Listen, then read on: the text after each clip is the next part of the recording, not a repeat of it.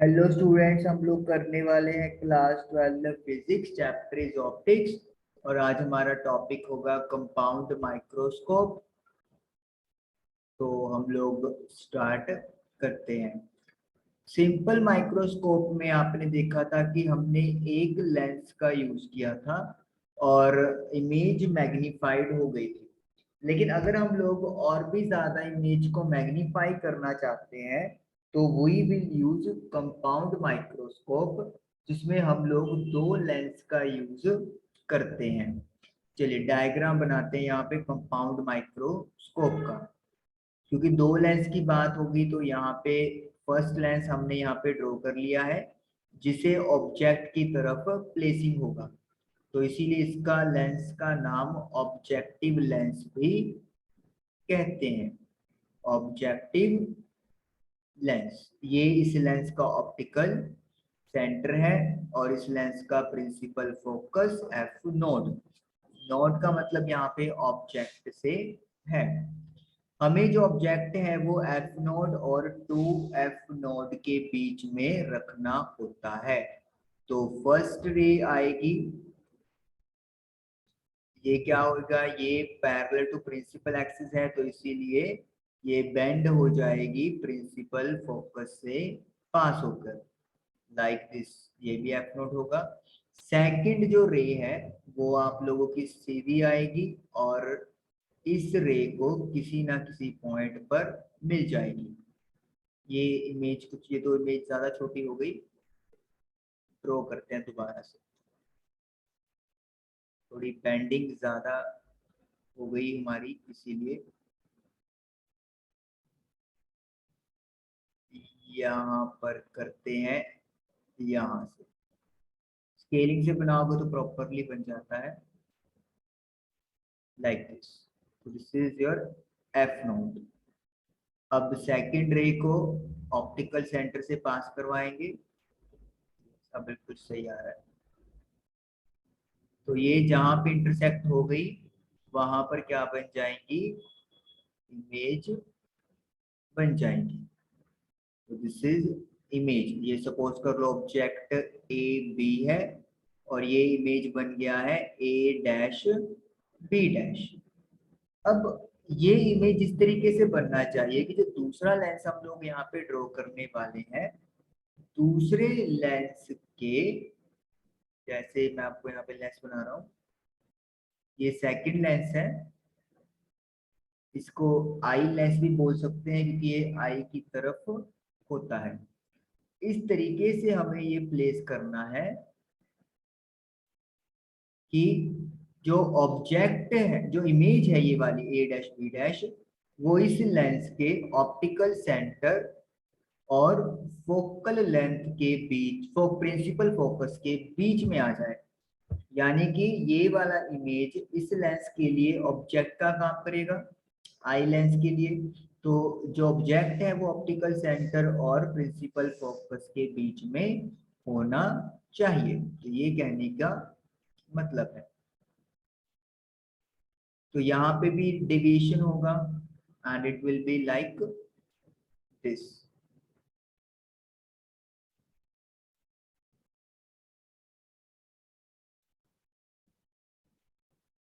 अब in race को जब आप पीछे की तरफ एक्सटेंड करोगे,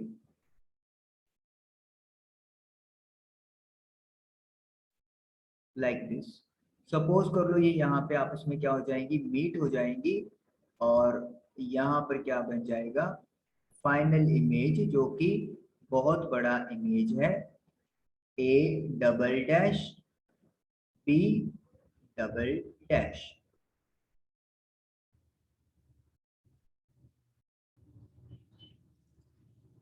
लाइक दिस। इस तरीके से आपको ये करना है। ये लाइन इसके बिल्कुल ऊपर होनी चाहिए, क्योंकि जब हम लोग यहाँ पर एंगल्स लेंगे तो इन लाइंस का अपने आप में बहुत ज़्यादा इम्पोर्टेंस होता है। क्योंकि ये लाइंस वर्चुअली है तो इसीलिए इनको डॉटेड करना जरूरी है।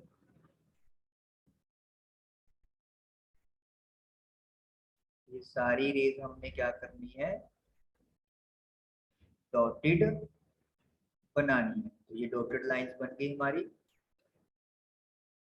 चलिए अब हम लोगों को मैग्नीफाइंग पावर डिफाइन करनी होती है। m जो होता है वो होता है angle subtended by the final image that is beta upon angle subtended by the object.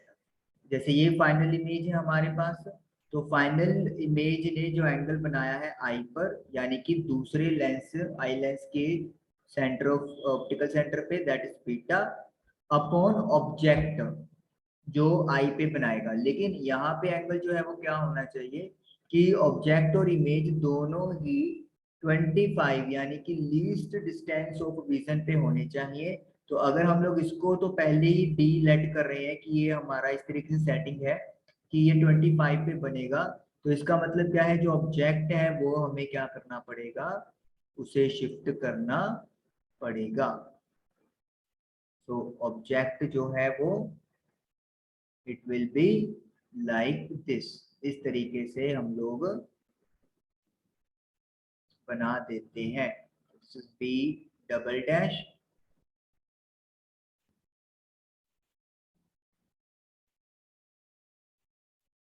और ये डॉटेड लाइन हम लोगों ने तैयार कर दी।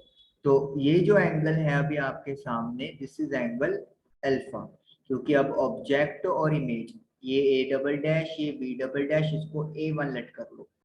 अब ऑब्जेक्ट और फाइनल इमेज दोनों डिस्टेंस डी पे आ गए हैं, तो beta upon alpha is the formula. Angles are small तो इसीलिए बीटा को tan बीटा और अल्फा को tan अल्फा हम लोग लिखेंगे, जस्ट लाइक जो आपने सिंपल माइक्रोस्कोप के अंदर भी किया था।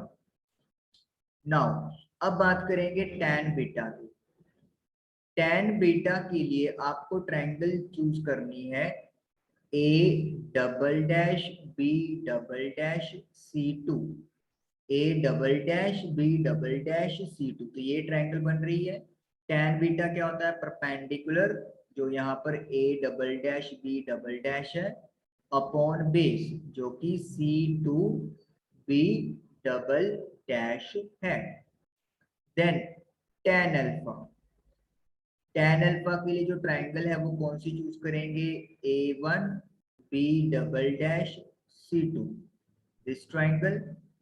tan अल्फा का formula A1 B double dash divided by C2 B double dash. अब tan अल्फा tan बीटा की वैल्यूज यहाँ पर पुट कर देंगे। तो tan बीटा है A double dash B double dash upon C2 B double dash. tan alpha की value put करेंगे तो रेसिप्रोकल हो जाएगा। तो tan अल्फा की वैल्यू पुट कर देंगे C2 B double dash upon A1 B double dash. तो ये तो कट गया, तो ये आपके पास आ गया A double dash B double dash upon A1 B double dash, मतलब कि दिस एंड दिस। तो फाइनल इमेज और जो ऑब्जेक्ट हमने क्रिएट किया उनका रेशियो आ गया।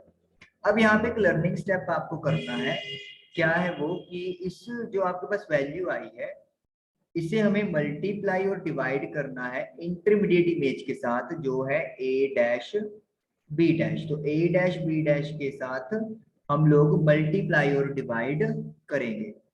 तो it will be like this, A double dash B double dash upon A dash B dash. तो A dash B dash upon A1 B double dash. मतलब हम लोग करने क्या वाले हैं यहाँ पे, इसके नीचे ये लिख दिया और इसके नीचे ये क्वांटिटी लिख दी, मल्टीप्लाई है तो ये चीज हो सकती है। चलिए अब इसको ऊपर थोड़ा इरेज कर लेते हैं अपन। अब लेंस फॉर्मूला के अकॉर्डिंगली हम लोग बात करेंगे। लेंस फॉर्मूला के अकॉर्डिंगली क्या होता है, इमेज का साइज अपॉन ऑब्जेक्ट का साइज मैग्निफिकेशन होता है। ये आप लोगों ने 10th में भी किया है। एच डैश अपॉन एच जो होता है वो एम होता है। तो देखिए A double dash B double dash eye lens के लिए इमेज है और ए डैश बी डैश इस लेंस के लिए ऑब्जेक्ट है। तो इसका मतलब क्या है, size of image upon size of object, ये हमें एम ई की वैल्यू दे रहा है। E stands for eye lens, तो आई लेंस का मैग्निफिकेशन। अगर दूसरी क्वांटिटी की बात करो A dash B dash, this is image, इस लेंस के लिए, ऑब्जेक्टिव लेंस के लिए ये इमेज है, और A1B डबल डैश ये एक ऑब्जेक्ट का काम करेगा, तो इसको हम लोग क्या लिख सकते हैं, M नोट। अब आपके मन में अगर ये आ रहा होगा कि ऑब्जेक्ट इधर तो पड़ा हुआ है, तो हम लोग यहाँ पे ये कर सकते हैं, अगर आपको कंफ्यूजन हो रही है कि A1B डबल डैश को AB लिख सकते हैं, क्योंकि हम लोगों ने ऑब्जेक्ट AB को ही यहाँ पर रिक्रिएट किया है। तो M is equal to ME multiply by M nought, तो ये हमारे पास फॉर्मूला बन गया।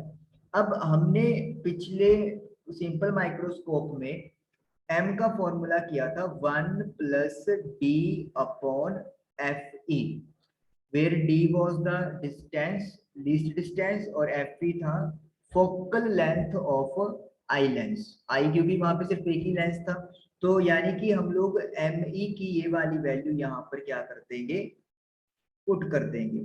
फोकल लेंथ आई पीस की आएगी और D डिस्टेंस हो गया। M नोड, M का एक और फॉर्मूला आपके पास होता है in terms of distance, what is that, distance of image upon distance of object. तो M nought is equal to distance of image, इस लेंस के लिए जो इमेज है वो A डैश B डैश बनी है, तो उसे हम लोग B नोड लिख सकते हैं, और इस लेंस के लिए जो ऑब्जेक्ट है वो AB है, जिसे हम लोग U नोड लिख सकते हैं। तो इसका मतलब है B node upon U node, ये हमारे पास M का फाइनल फॉर्मूला जो है वो तैयार हो गया। अब अगर सपोज कर लो कि हमारे पास जो बी नोड है, यानी कि जो इमेज बनाई है इस लेंस ने यहाँ पे, वो बहुत ज्यादा क्लोज है आई लेंस के, तो वी कैन राइट कि जो बी नोड है वो अप्रोक्सीमेटली एल के इक्वल होगा। L is length of the microscope, यानी कि ऑब्जेक्टिव लेंस और आई लेंस के बीच की दूरी को वी कॉल एल, और ये बी नोट के अप्रोक्सीमेटली इक्वल हो सकता है अगर A dash B dash eye lens के पास बनी है। और जो यू नोड है, हम लोग ये लिख सकते हैं कि जो ऑब्जेक्ट है वो फोकस, प्रिंसिपल फोकस के बहुत पास है, तो इसीलिए यू नोड को हम लोग अप्रोक्सीमेटली एफ नोड के इक्वल लिख सकते हैं। तो आपके पास m का फॉर्मूला क्या बन जाएगा, बी नोड की जगह लिख देंगे l upon F node 1 plus D upon F E. तो ये हमारे पास फाइनल रिलेशन जो है वो तैयार हो गया।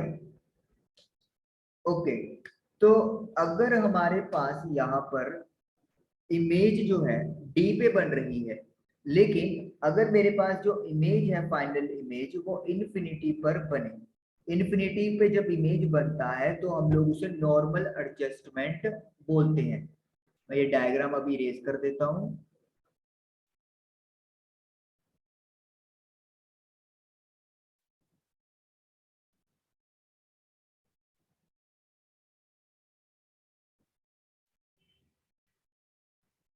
तो नॉर्मल एडजस्टमेंट का मतलब क्या है, जो फाइनल इमेज है वो इन्फिनिटी पर बनेगी। उस केस में जो मैग्निफिकेशन का फॉर्मूला है वो क्या हो जाएगा, उस केस में मैग्निफिकेशन का फॉर्मूला हो जाएगा L upon F node D upon F E, मतलब जो वन है उसे अपन निगलेक्ट कर देंगे और जो फॉर्मूला है वो हमारे पास ये बन जाएगा। तो इस तरीके से this is called normal adjustment, that is final image infinity पे जब बनता है। तो इस तरीके से हमारा कंपाउंड माइक्रोस्कोप के लिए मेन फॉर्मूला और नॉर्मल एडजस्टमेंट का फॉर्मूला दोनों डन हो गया। आई होप कि आपको समझ में आया होगा। Thank you for watching the video. अच्छा, एक और चीज, अगर सपोज करो आप इस टर्म में बनाना चाहो नॉर्मल एडजस्टमेंट में फॉर्मूला, तो it will be like this, V node upon U node D upon F, यानी कि दोनों ही फॉर्मूले से वन ड्रॉप कर देंगे और जो बचेगा that will be the normal adjustment. तो आई होप आपको क्लियर हुआ होगा। Thank you for watching the video.